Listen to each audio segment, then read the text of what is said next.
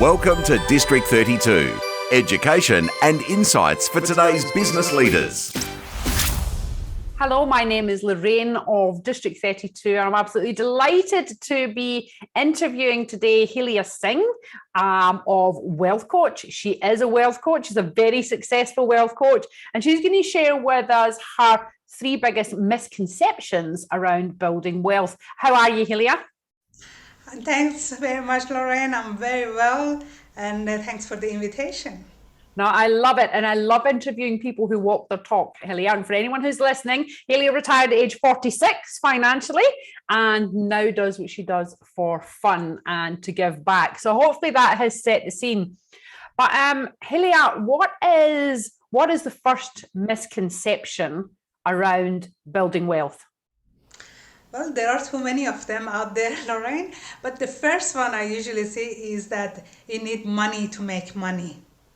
And people think that the people who are rich, they must have got money from somewhere, somebody helped them before, and that's why with that money they went and invested, and this is how they made more money.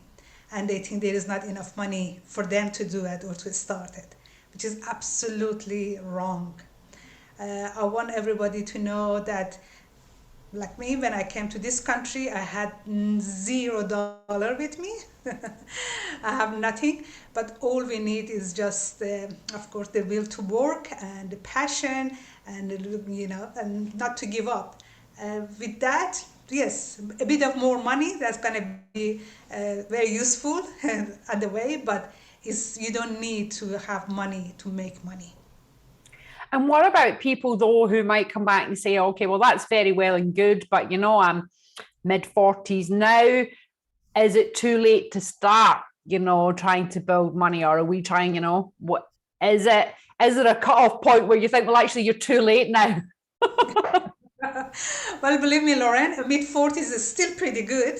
There are some people who leave it until they are like a couple of years before retirement. Oh. They just suddenly remember, oops, I have to do something about my wealth. So mid-40s, still there is hope and there is time.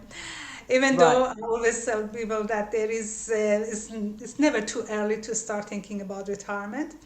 And but it's just the sooner they start, the better they'll be off to.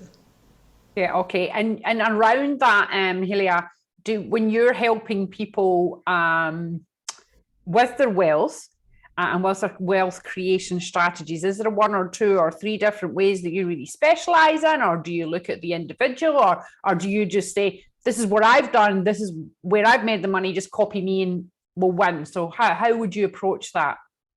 Well, it is all depends on the individuals, I guess. Okay. It's just, okay, in general, that's what I do. When I'm sitting in a one-to-one session with clients, we'll go through what is their current situation, what is their, of course, goals for future, and what other expenses they have, and then I will map the road for them. It's just similar to just for people who, let's say, if you've gone for camping to a jungle and then suddenly you lost all GPS and all the map, you don't know where to go. I'm just there to say, okay, where did you come from and where do you want to go? And then I'll open it. I'll just basically put the light on the road and show them, if you take this way, this is how you're going to come. If you do as I did, this is what you're going to end up.